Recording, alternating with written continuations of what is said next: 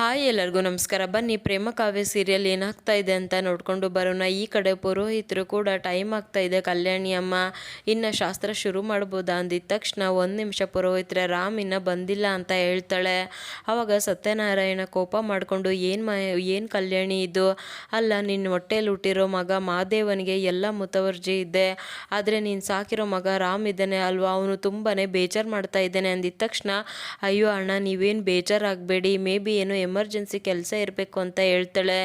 ಅವಾಗ ಶ್ರೀಧರ್ ಕೋಪ ಮಾಡಿಕೊಂಡು, ಮಾದೇವ ಆ ರಾಮ್ಗೆ ಇನ್ನೊಂದ್ಸಲ ಕಾಲ್ ಮಾಡು, ಅವನು ಯಾಕೆ ಇವತ್ತು ಈ ರೀತಿ ಮಾಡ್ತಾ ಇದ್ದಾನೆ ಅಂತ ಹೇಳ್ತಾರೆ. ಅಯ್ಯೋ ಚಿಕ್ಕಪ್ಪ, ನಾನು ಅವಾಗ್ಲಿದ್ದ ಫೋನ್ ಮಾಡ್ತಾನೆ ಇದ್ದೀನಿ, ಎಷ್ಟು ಸಲ ಫೋನ್ ಮಾಡಿದ್ರು ಕೂಡ ನನ್ನ ಫೋನ್ನ ಕಟ್ ಮಾಡ್ತಾ ಇದ್ದಾನೆ ಅಂದಿದ ತಕ್ಷಣ ಈ ಕಡೆ ಕಲ್ಯಾಣಿ ಕೂಡ ಸರಿ ಆಯಿತು, ನಾನೇ ಫೋನ್ ಮಾಡ್ತೀನಿ ಒಂದ್ಸಲ ಅಂತ ಹೇಳ್ಬಿಟ್ಟು ರಾಮ್ ನಂಬರ್ಗೆ ಫೋನ್ ಮಾಡ್ತಾಳೆ. ಫೋನ್ ಕೂಡ ಕಟ್ ಆಗ್ತಾ ಇರುತ್ತೆ. ಅಯ್ಯೋ ಯಾಕೆ ರಾಮು ನನ್ನ ಫೋನ್ನ ಕಟ್ ಮಾಡ್ತಾ ಇದ್ದಾನೆ ಅಂತ ಅನ್ಕೊಳ್ತಾಳೆ. ನೋಡಿದರೆ ಫೋನು ಸಡನ್ ಆಗಿ ಸ್ವಿಚ್ ಆಫ್ ಆಗಿಬಿಡುತ್ತೆ. ಅವಾಗ ಕಲ್ಯಾಣಿ, ಅಯ್ಯೋ ಫೋನ್ ಮಾಡಿದರೆ ಫೋನೇ ಸ್ವಿಚ್ ಆಫ್ ಬರ್ತಾ ಇದೆ ಅಂತ ಹೇಳಿದ ತಕ್ಷಣ ಈ ಕಡೆ ಪ್ರೇಮಗಂತೂ ತುಂಬಾ ಬೇಜಾರಾಗ್ಬಿಡುತ್ತೆ. ಅವಾಗ ಮಹೇಶ್ವರಿ ಪ್ರೇಮನ ನೋಡಿಕೊಂಡು, ಇವತ್ತು ರಾಮ್ ಯಾವುದೇ ಕಾರಣಕ್ಕೂ ಬರೋದಿಲ್ಲ, ತಾಳಿ ಶಾಸ್ತ್ರ ಅಂತೂ ನಡೆಯೋದೇ ಇಲ್ಲ, ನನ್ನ ಮಗ ಈ ಪ್ರೇಮ ಕೊರಳಿಗೆ ತಾಳಿನ ಹಾಕೋದಿಲ್ಲ, ಸ್ನೇಹ ರಾಮ್ನ ಇಲ್ಲಿಗೆ ಬರೋದಕ್ಕೆ ಯಾವುದೇ ಕಾರಣಕ್ಕೂ ಬಿಡೋದಿಲ್ಲ ಅಂದಿದ ತಕ್ಷಣ ಪ್ರೇಮ ಅದನ್ನು ಕೇಳಿಸ್ಕೊಂಡು ಫುಲ್ ಶಾಕ್ ಆಗಿಬಿಡ್ತಾಳೆ. ಹೌದು ಅಕ್ಕ, ನೀನು ಹೇಳೋದು ಕೂಡ ಕರೆಕ್ಟ್ ಆಗಿದೆ, ರಾಮ್ ಇವತ್ತು ಇಲ್ಲಿಗೆ ಬರಬಾರ್ದು, ಯಾವುದೇ ಕಾರಣಕ್ಕೂ ತಾಳಿ ಶಾಸ್ತ್ರ ನಡಿಬಾರ್ದು ಅಂತ ಹೇಳಿದ ತಕ್ಷಣ ಪ್ರೇಮ ಕೋಪ ಮಾಡಿಕೊಂಡು ಅಲ್ಲಿದ್ದ ಹೊರಟೇ ಬಿಡ್ತಾಳೆ. ಆವಾಗ ರಾಣಿ ಕೂಡ ಇಲ್ಲಿ ಪ್ರೇಮ ಹತ್ರ ಬರ್ತಾಳೆ.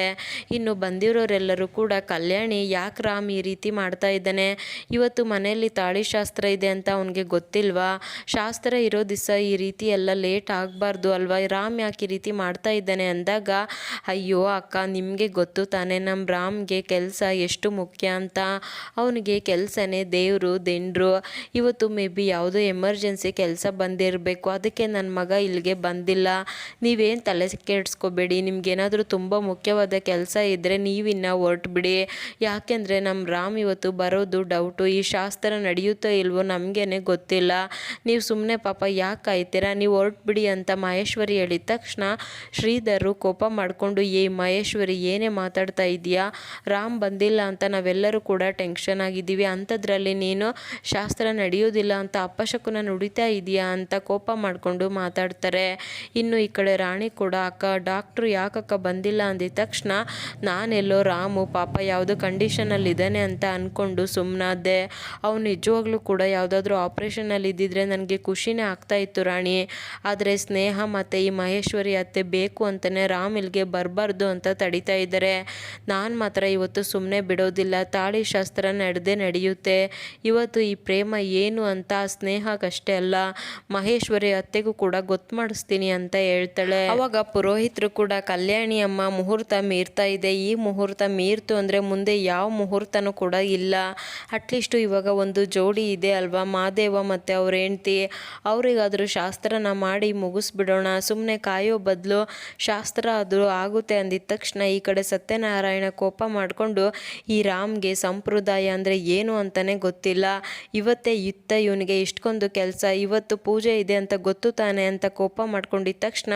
ಅಯ್ಯೋ ಪುರೋಹಿತರೆ ನೀವು ಹೇಳ್ತಾ ಇರೋದು ಕರೆಕ್ಟಾಗಿದೆ, ಸುಮ್ಮನೆ ಕಾಯೋ ಬದಲು ಮಾದೇವ ಮತ್ತು ಕಾವ್ಯ ಇಬ್ಬರು ಇದ್ದಾರೆ ಅಲ್ವಾ, ಅವರಿಗೆ ಶಾಸ್ತ್ರನ ಮಾಡಿ ಮುಗಿಸಿ, ನೀವು ಹೇಳೋ ಥರ ರಾಮ್ಗೆ ಇನ್ನೊಂದು ದಿನ ಶಾಸ್ತ್ರ ಮಾಡಿದ್ರಾಯ್ತು, ನೀವು ಇವಾಗ ಅವ್ರಿಗೆ ಮಾಡಿ ಮುಗಿಸ್ಬಿಡಿ ಅಂತ ಹೇಳ್ತಾಳೆ. ಇವತ್ತಲ್ಲ ಇನ್ಯಾವತ್ತೂ ಕೂಡ ನಮ್ಮ ರಾಮ್ಗೆ ತಾಳಿ ಶಾಸ್ತ್ರ ಮಾತ್ರ ಮಾಡು ಅಂತ ಹೇಳ್ಬಾರ್ದು, ಇವತ್ತು ಈ ಕಾರಣ ಆದರೆ ಇನ್ನೊಂದು ದಿನ ಮತ್ತೊಂದು ಕಾರಣ ಕೊಡ್ತೀನಿ, ಒಟ್ಟಿನಲ್ಲಿ ಈ ಪ್ರೇಮ ಜೊತೆ ತಾಳಿ ಶಾಸ್ತ್ರ ಮಾತ್ರ ಆಗಬಾರ್ದು ಅಂತ ಮಹೇಶ್ವರಿ ಅಂದ್ಕೊಳ್ತಾ ಇರಬೇಕಾದ್ರೆ ಅಲ್ಲಿಗೆ ಪ್ರೇಮ ಕೂಡ ಬರ್ತಾಳೆ. ಬಂದಿದ್ದ ತಕ್ಷಣ ಪುರೋಹಿತರು, ಮಾದೇವ ಮತ್ತು ಕಾವ್ಯಗೆ ತಾಳಿ ಶಾಸ್ತ್ರ ಮಾಡ್ತೀನಿ, ಇನ್ನೊಂದು ಜೋಡಿದು ಕ್ಯಾನ್ಸಲ್ ಮಾಡ್ತೀನಿ ಅಂದಿದ್ದ ತಕ್ಷಣ, ಬೇಡ ಪುರೋಹಿತರೆ, ಶಾಸ್ತ್ರ ಯಾವುದೇ ಕಾರಣಕ್ಕೂ ನಿಲ್ಲಬಾರ್ದು, ನನ್ನ ರಾಮ್ ಬಂದೇ ಬರ್ತಾನೆ, ನನ್ನ ರಾಮ್ ಬರ್ತಾನೆ ಅನ್ನೋ ನಂಬಿಕೆ ನನಗಿದೆ, ಎರಡು ಜೋಡಿಗೂ ಕೂಡ ತಾಳಿ ಶಾಸ್ತ್ರ ಇವತ್ತೇ ಆಗುತ್ತೆ, ನೀವು ರೆಡಿ ಮಾಡ್ಕೊಳ್ಳಿ ಅಂದಿದ ತಕ್ಷಣ ಎಲ್ಲರೂ ಕೂಡ ಆಶ್ಚರ್ಯವಾಗಿ ನೋಡ್ತಾ ಇರ್ತಾರೆ.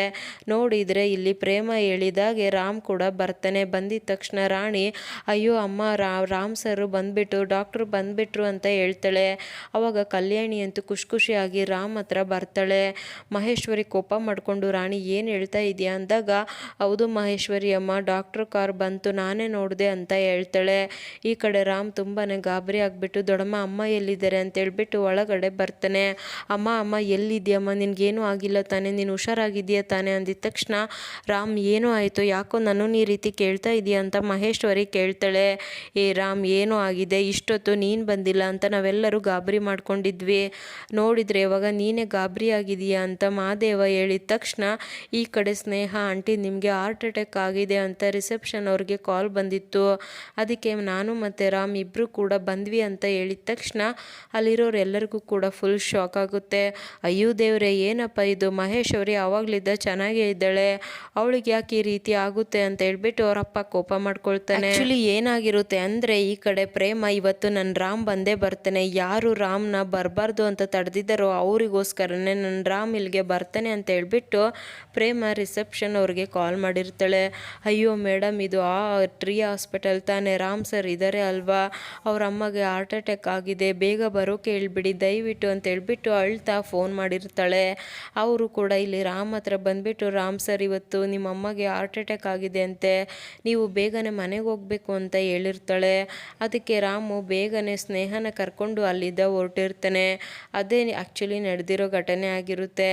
ಇನ್ನು ಈ ಕಡೆ ರಾಮು ಆ ರೀತಿ ಹೇಳಿದ ತಕ್ಷಣ ಕಿಟ್ಟಿ ಕೋಪ ಮಾಡಿಕೊಂಡು ಅಲ್ಲ ನಮ್ಮ ಅಕ್ಕಗೆ ಈ ರೀತಿ ಯಾರು ಕಾಲ್ ಮಾಡಿ ಹೇಳಿದ್ದಾರೆ ಅಂತ ತಿಳ್ಕೊಬೇಕು, ಅವ್ರನ್ನ ಮಾತ್ರ ಸುಮ್ಮನೆ ಬಿಡೋದಿಲ್ಲ ಅಂದಾಗ ಕಿಟ್ಟಿ ಇವಾಗ ಸಮಯ ಮೀರೋಗ್ತಾ ಇದೆ, ಮೊದಲು ತಾಳಿ ಶಾಸ್ತ್ರ ನಡೀಲಿ, ಇದೆಲ್ಲ ಯಾಕೆ ಅಂತ ಹೇಳ್ತಾರೆ. ಹೌದು ಈ ಊರಲ್ಲಿ ಆ ಗರುಡ ಮತ್ತು ಮಲ್ಲಿ ಥರ ನಮಗೆ ತುಂಬಾ ಶತ್ರುಗಳಿದ್ದಾರೆ, ಯಾರೋ ಒಬ್ಬರು ಬೇಕು ಅಂತಲೇ ಈ ರೀತಿ ಮಾಡಿರ್ತಾರೆ, ಅದನ್ನೆಲ್ಲ ತಲೆ ಕೆಡಿಸ್ಕೋಬಾರ್ದು, ಮೊದಲು ಎಲ್ಲ ಶಾಸ್ತ್ರ ಮುಗಿಲಿ ಅಂತ ಹೇಳಿದ ತಕ್ಷಣ ಈ ಕಡೆ ಶ್ರೀಧರ್ ಕೂಡ ರಾಮ್ನ ರೆಡಿ ಮಾಡಬೇಕು ಅಂತ ಕರ್ಕೊಂಡು ಹೋಗ್ತಾರೆ.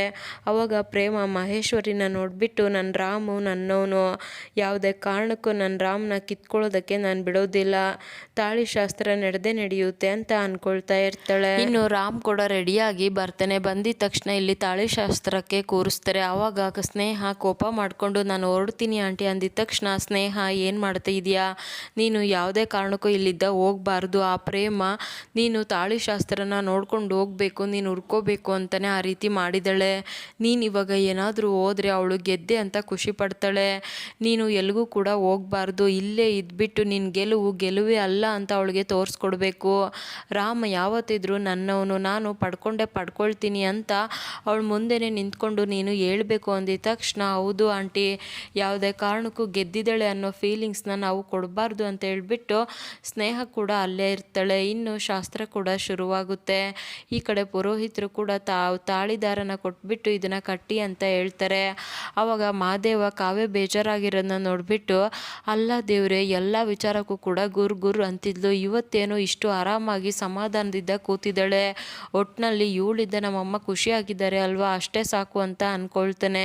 ಆವಾಗ ಮಹಾದೇವ ತಾಳಿನ ಇಟ್ಕೊಂಡು ಕಟ್ಬೋದಾ ಅಂತ ಕೇಳಿದ ತಕ್ಷಣ ಕಾವ್ಯ ಕೂಡ ಒಪ್ಕೊಳ್ತಾಳೆ. ಮಹಾದೇವ ಕೂಡ ಇಲ್ಲಿ ಕಾವ್ಯ ಕುರಳಿಗೆ ತಾಳಿನ ಕಟ್ಟೆ ಬಿಡ್ತಾನೆ. ಇನ್ನು ರಾಮ್ ಮತ್ತೆ ಪ್ರೇಮ ಇಬ್ಬರದ್ದು ಕೂಡ ತಾಳಿ ಶಾಸ್ತ್ರ ಆಗ್ಬಿಡುತ್ತೆ. ಇದರಿಂದ ಪ್ರೇಮನು ಕೂಡ ತುಂಬಾನೇ ಖುಷಿ ಆಗ್ಬಿಡ್ತಾಳೆ. ಅಂತೂ ಕೂಡ ಪ್ರೇಮ ಇಲ್ಲಿ ಅನ್ಕೊಂಡಾಗೆ ತಾಳಿ ಶಾಸ್ತ್ರನ ಮಾಡ್ಕೊಂಡ್ಲು.